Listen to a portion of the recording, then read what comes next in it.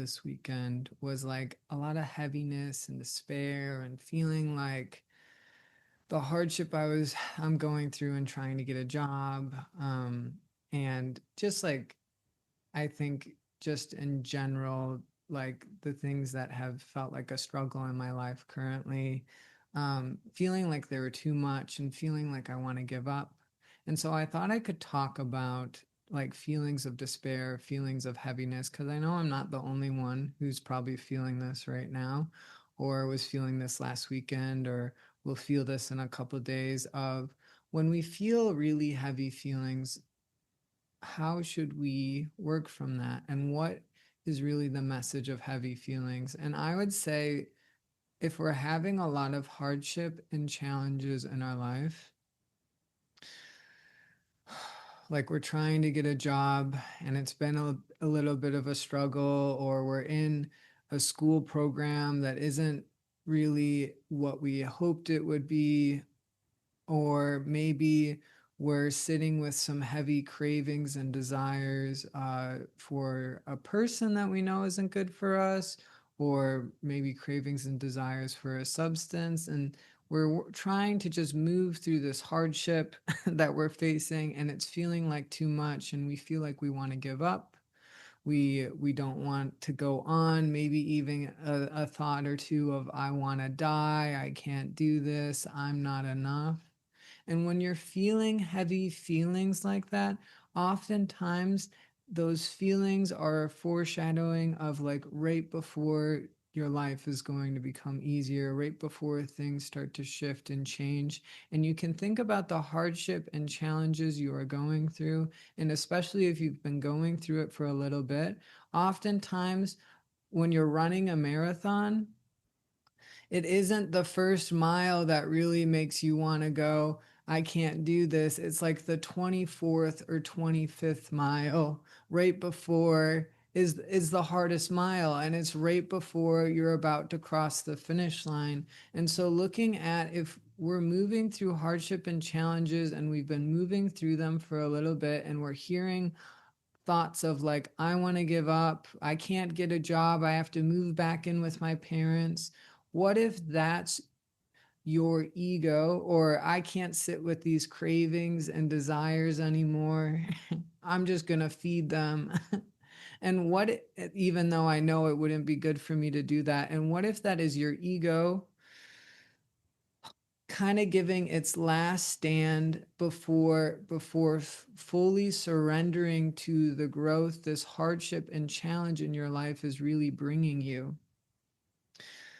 And what we learn about heaviness and despair is that it's never a place for me to make big choices from. If I wake up and I all of a sudden this day feels way harder than the days I've had before, even if I've been moving through this challenge for a while, for whatever this weekend or these couple days, they feel like I feel a lot of despair. I feel like this is never going to work out. What if that's just like a rainy day or a thunderstorm? And every rainy day and thunderstorm eventually passes, it passes. And you can think about in your life, when's the last time I felt really awful and heavy feelings? And if I'm someone that sits with my feelings rather than trying to avoid them through substances or through jumping from one casual relationship to the next, if I'm someone who has a healthy relationship with my feelings and I'm aware of my feelings, oftentimes you'll realize those heavy feelings of deep despair, of wanting to give up, only last for a couple hours or maybe half a day, or if we're really going through a rough patch, maybe a day or two. But then it eventually passes and the clouds clear, and we either see the action steps we could try that we haven't tried yet, or we maybe see the positives of the situation we're in and why it's actually helpful for us to stick it out, or or we just become aware of, I really have no other option but just to continue to move forward with this hardship, because this is the greatest path of growth that I could walk. in my experience, and that the despair is really coming from my ego or my personality structure feeling despair about all the growth that it's receiving from the hardship and challenges it's going through in its life. And we all have to think about, you know, if I'm trying to take steps forward, maybe in getting a job, and it doesn't seem to be working, can I start to become creative? And like, I'm someone who's trying to get a job right now, and so my heart is with you, but maybe going door to door and passing out resumes, sending follow-up emails, or calling and asking the manager if you can come in for an interview, and starting to get creative of, if my situation is challenging and things don't seem to be changing, what different action steps could I take in order to move through this experience differently? Because maybe the solution hasn't come yet because I haven't been adaptable enough to what this challenge is asking of me. And if we're thinking about despair and hardship in relationships, there's two kind of like ways, I think, generally, that this could come up. Like, let's say we haven't been in a relationship for a while and we're starting to feel uncomfortable settling in a relationship. The uncomfortability from us settling in the relationship could be coming from the part of ourselves that is interested in continuing to be single or continuing to casually date, and doesn't and has a hard time committing or trusting or settling into an experience that might be a little bit more simple and boring, but would actually be our greatest level of growth. Another reason why we could be becoming uncomfortable, and it could be if we're settling in a relationship and we're uncomfortable and we have been single for a long time but have really settled into the simple and boring monotony of being single, rather than constantly chasing after the next exciting person that likes us. Constantly chasing after the next stimulation hit of someone that might be interested in us.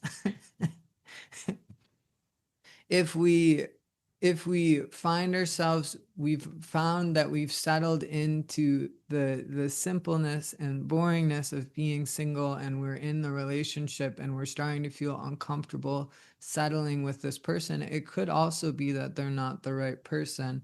And if we've been in a relationship for a long time and we're finding it's only getting more and more uncomfortable, or this person's only triggering me more and more, or they're starting to be less and less nice to me, and taking more and more of passive aggressiveness or anger, or having more of an attitude with me more often, it could be the uncomfortability could be my intuition saying, hey, it's time to leave this relationship. And we can confuse loyalty without honoring our needs and what actually is a boundary for us. Like, if someone isn't being kind or treating you well, that's definitely not a relationship that you should be investing time in, especially if it's happening regularly. And so being aware of, my loyalty shouldn't come over my well-being. And if someone isn't treating me right, that's a great sign that I'm either meant to spend a lot less time with this person, or not meant to be in relationship with this person at all. And so, as we learn to sit with the heaviness and despair, and being aware of, I should not be making giant life decisions when I'm feeling deep heaviness and despair. And for me, in the past, I've been in a master's program. And in this master's program, there was a time where I didn't really feel like I was learning a whole lot. It wasn't really as I was, it wasn't really, I was being training to become a social worker, and it didn't really feel like I was learning how to work with people, that like it wasn't really feel like it was teaching me that much. And I was focusing a lot on what was wrong with the master's program, and I ended up dropping out early and not finishing it. And it's something when I look back now, I realized I had made the choice from the heaviness and despair and focusing only on what was wrong with the program and not on the positives of if I had finished, I could have after 2 years, I could have been a therapist. I would have really enjoyed that. I really enjoyed a lot of my classmates, and some of the material was sometimes a little interesting. And recognizing if I'm only focusing on what's wrong with the situation, if I'm deciding to make a big decision when I'm feeling deep heaviness and despair, it might actually lead to me facing greater challenges and hardship in the future. And the same with is I'm sitting with cravings and desires for a substance or for a person that I know would not be good for me. If I act on it, it's just going to lead me down a road that's longer and more challenging, and I will probably find myself free of this addictive pattern eventually. But it's always a question to ask ourselves, can I sit with this despair? Can I lean on people that are safe, that are supportive, and let them and talk about what I'm feeling and feeling heavy? Because when we can share our feelings of heaviness, we realize how not alone we are in our experience, and it helps us feel like we are receiving. It helps us receive support from others. It helps people know how to meet us better and what we need in that moment. And it also gives us more strength because we realize I am not the only person that cares about me. There are many other people that care about me, and and they want to see what's best for me, and I should desire that too. And so can I sit with these cravings, desires, addictions? Can I stick out the school program that might be a little challenging, but in the long term actually makes a lot of sense for me to complete? Can I continue to move forward with whatever hardships and challenges I'm going through? And there is always a little caveat of sometimes things will really not be working because they're meant to not work as well. And so we're going to have to trust our intuition and inner guidance of what feels true from what Luke is saying, and what can I take from this. And I think the biggest thing I've learned is through, and the message I really want to leave people with is, when we're feeling our deepest heaviness and despair, those feelings will pass, whether it's in a couple hours or maybe even a couple days. And it's really not a time to make big decisions about our life. And it's a time to be able to ask for support, to connect with greater community, and to, even if we only have ourselves, can we take time to honor the feelings we are feeling? Because the feelings are the hardest when we hide from them. And if we can express them, if we can share them with others, if we can turn them into a beautiful art piece, and or maybe make dance moves that are like how we would imagine someone in despair would dance, or maybe uh, like improvise a play just for ourselves on deep despair and heaviness, we'll find that we move through those feelings so much easier. Because when you can acknowledge something, when you can honor it, when you can recognize the beauty in the experience you're having, even in heaviness and despair, is when those feelings go, you are learning what you need to learn from me, and I don't need to yell so loud in order to get your attention.